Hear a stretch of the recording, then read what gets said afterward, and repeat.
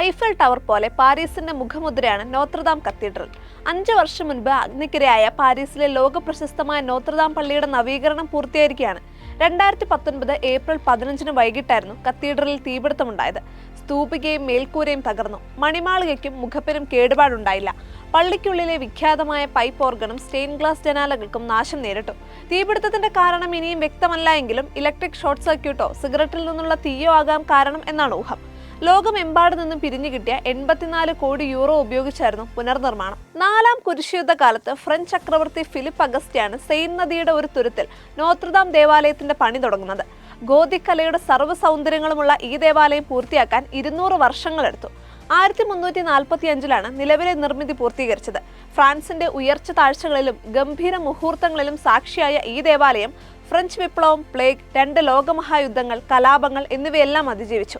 Victor യൂഗോയുടെ 1831 പുറത്തിറങ്ങിയ നോത്രദാമിലെ കൂനൻ എന്ന നോവലോടെ cathedral French ദേശീയതയുടെ പ്രതീകമായി മാറി. 1804 നെപ്പോളിയൻ ചക്രവർത്തിയുടെ കിരീടധാരണം ഇവിടെയായിരുന്നു.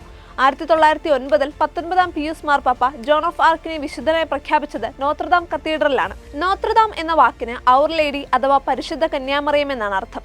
എണ്ണമറ്റ കലാശേഷിപ്പുകൾ, ചരിത്രപരമായ തിരുശേഷിപ്പുകൾ, നിധികളുടെ കലവറ എന്നിവയാൽ സമ്പന്നമാണ് കത്തീഡ്രൽ.